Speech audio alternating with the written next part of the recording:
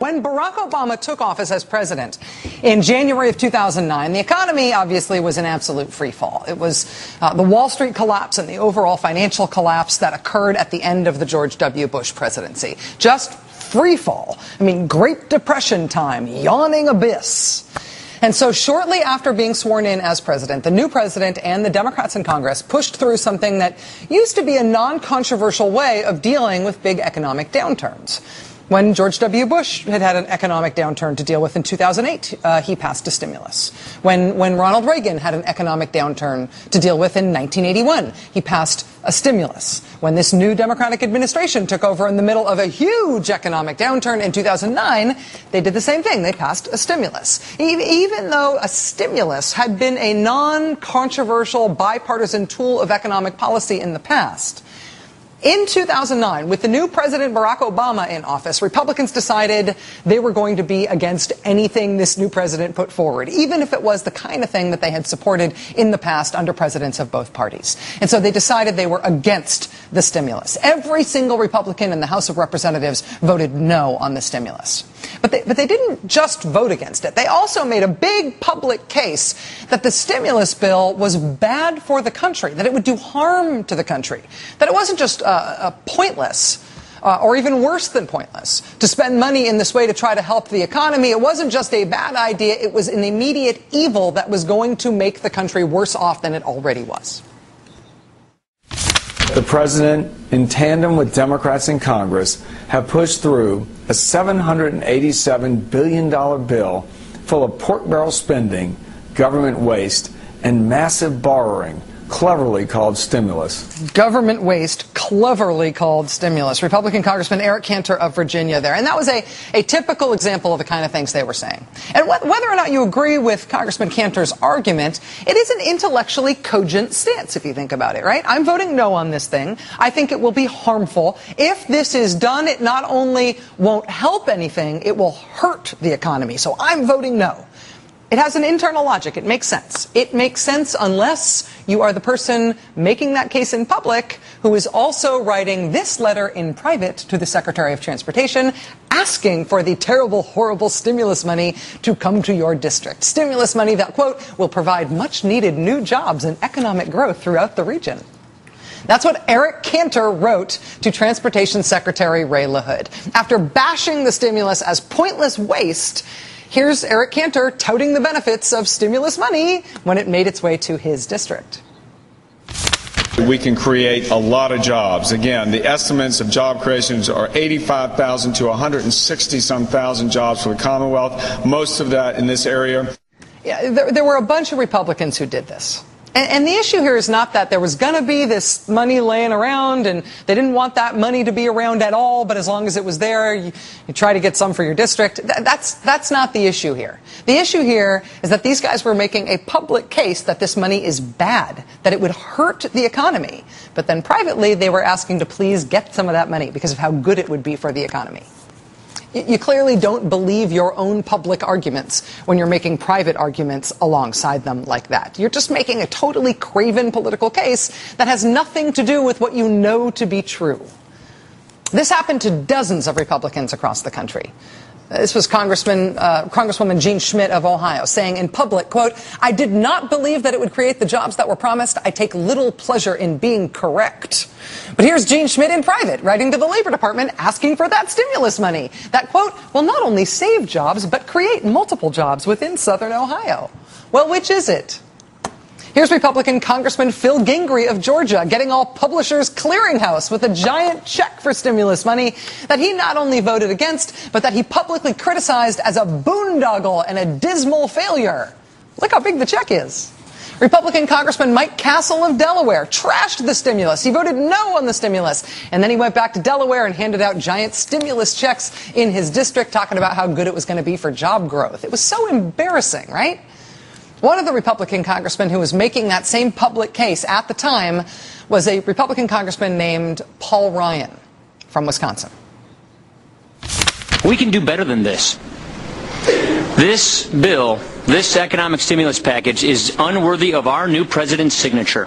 This is just a long spending wish list from every spending interest group that's out there. If you're going to go out and borrow $825 billion, recraft it for me, Congressman Ryan. This is not going to work, and that's what our concern is. This is unworthy of our new president's signature. This is a giveaway to special interests. This is not going to work. Not going to work, he says. A year after the stimulus passed, Paul Ryan went on a local radio show in Massachusetts where a guy named Joe from Stoughton asked him, hey, you weren't one of those Republican congressmen with the giant check, right? You weren't one of those Republican congressmen who was a real hypocrite on the stimulus, were you? Here's how that exchange went on that radio show. I assume you voted against the stimulus, and I'm just curious if you accepted any monies in your district. No, I'm not one who votes for something and then writes to the government to ask them to send us money. I did not request any stimulus money. I did not request any stimulus money. I'm not one of those people. Yes, in fact, he is one of those people. He did that exact thing that he denied right there. And his hypocrisy on this issue, criticizing it publicly but then privately asking for it for himself, it did get some attention at the time. But frankly, Paul Ryan was just a backbench Wisconsin Republican. I mean, granted, he was one who wanted to be known as somebody who was very serious about government spending, but he just wasn't all that famous. And the issue of his hypocrisy on the stimulus eventually blew over for a while. But now Paul Ryan is not just a backbench congressman from Wisconsin. Now he's about to be the vice presidential nominee of the Republican Party. So now his record's getting a little renewed attention. The Associated Press and the Boston Globe this week dug up further evidence that despite what Paul Ryan told Joe from Stoughton, the congressman had, in fact, requested stimulus money while he was saying publicly that it was a horrible, awful thing that would hurt the economy, which means that he was lying in that local radio interview in 2010. He lied to good old Joe from Stoughton. Now that it is the national media, though, that is nailing him for having been a hypocrite on the stimulus. And not just being a hypocrite, but lying about it. I mean, saying in public that it would be horrible for the economy, and saying in private that it would be great for the economy. Saying publicly that it was a disaster, and privately that he would please like some of it because it looked great. Now that he's getting nailed for that publicly, he's not just lying to Joe from Stoughton. Now he is lying to the entire country that is trying to vet him as to whether or not he's qualified to be vice president. A report came out again today in the AP. It was a repeat of that Wall Street Journal article from a couple of years ago where you had asked for stimulus money for your district. Is that accurate? No, Is that report accurate? I never asked for stimulus. I don't recall that. I haven't seen this report, so I really can't comment on it. I oppose the stimulus because it doesn't work. It didn't work. No, I never asked for stimulus, he says. Yes, you did. The Wall Street Journal reported on you doing it. The AP reported on you doing it. The Boston Globe reported on you doing it. Do you want to see the letters? Here's Paul Ryan in October 2009 writing to the Secretary of Labor. Mr. Ryan not only asking for stimulus money, but noting that it would help place 1,000 workers in green jobs. Here's Paul Ryan that same month writing the Secretary of Energy asking for stimulus money that would help, quote, develop a workforce in Wisconsin to make commercial buildings more energy efficient. Here's Paul Ryan, December 2009, writing to the Energy Department for funds to, quote, stimulate the local and area economy by creating new jobs. I thought stimulus can't do that. He said the stimulus funding would create or retain approximately 7,600 new jobs. This company he's writing on their behalf here actually got $20 million, thanks in part to Paul Ryan's fulsome praise of how much stimulus money for that company would create jobs in his district. $20 million of that wasteful, pointless money that would do nothing to create jobs. But you nevertheless begged for it because of your private argument about how much good it would do. Your private argument that apparently you thought you would never have to answer for on the national stage. A report came out again today in the AP. It was a repeat of that Wall Street Journal article from a couple of years ago where you had asked for stimulus money for your district. Is that accurate? No, Is that report accurate? I never asked for stimulus. I don't recall that. I never asked for stimulus. So that was today. It's one thing to not answer for it to Joe from Stoughton, right, on a local radio show that you're pretty sure nobody in your home district, let alone national political circles, was expected to have archived, no matter how great the Dan Ray show is on WBZ. It's another thing, though, to lie blatantly in the face of black and white evidence that proves you are lying, that proves you are lying about your own record. If you believe the Game Change account of the 2008 presidential campaign, this kind of thing happening with John McCain's vice presidential nominee, with Sarah Palin, was the cause of crisis in that campaign. Do you remember how that played out in the Game Change movie? Remember this scene? Why haven't you released a statement saying that Todd was never a member of the Alaskan Independence Party? Because that would be untrue. He was a member. He checked the wrong box. He registered by accident and rectified the error immediately. He was a member for 7 years. I'm sorry, Governor, but there is only a few weeks left in this campaign. You have got to stop saying things to the press that are blatantly untrue. That is not the kind of campaign that we are running here. You have to stop saying things to the press that are blatantly untrue. There's only a few weeks left in the campaign.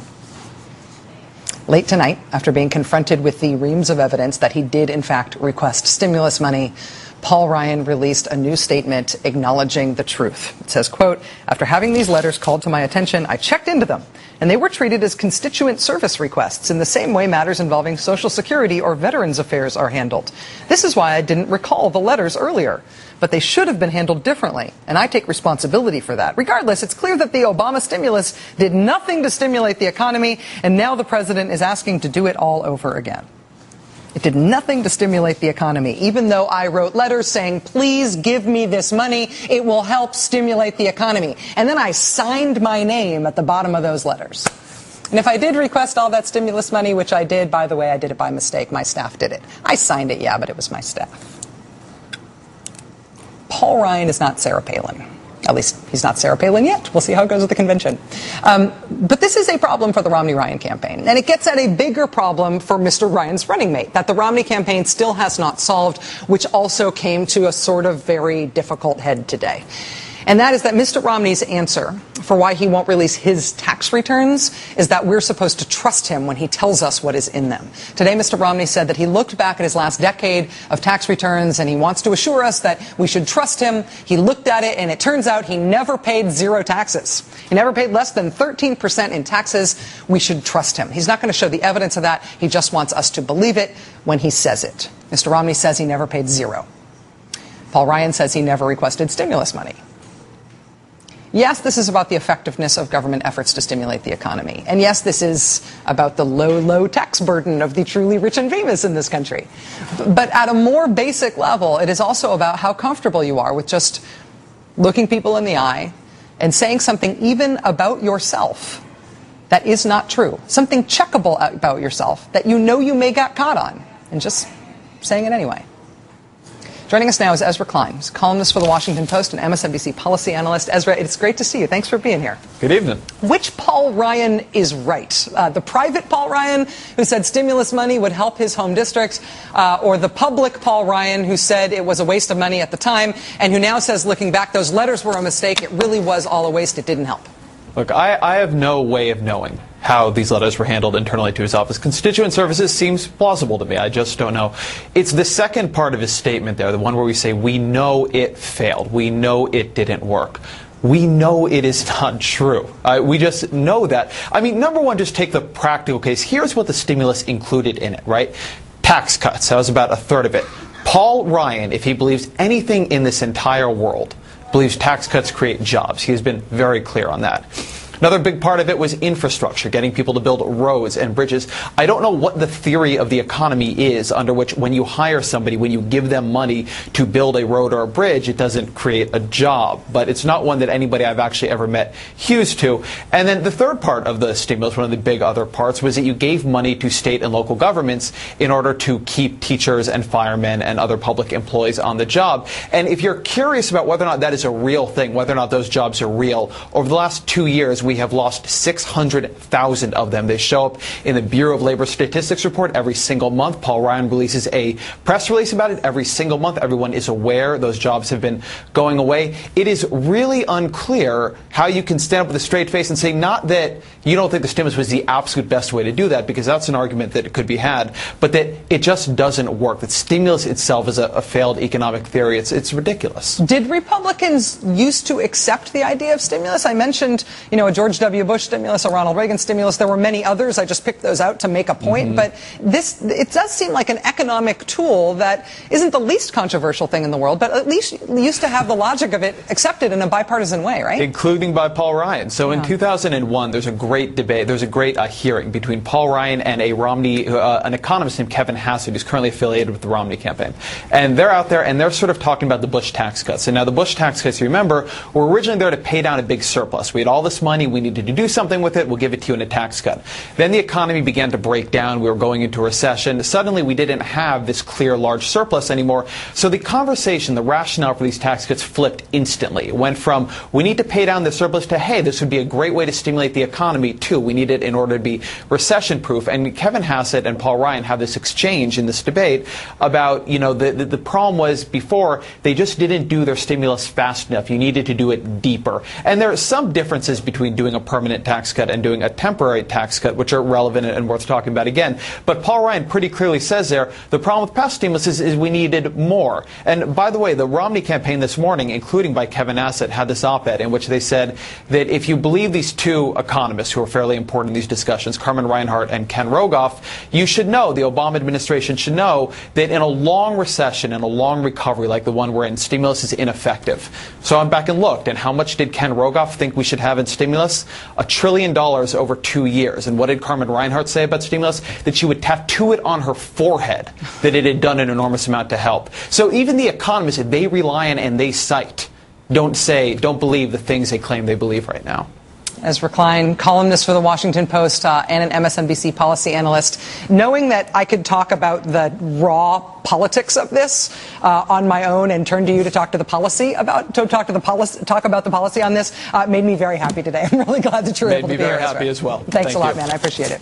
All right, Senator Sherrod Brown is here tonight. That is still to come amid just election chaos in the state of Ohio, and the terrifically awkward new thing we just learned about what the Romney-Ryan ticket is about to do next. The worst vice presidential rollout in modern American political history continues apace. It turns out right into the weekend. That story's ahead.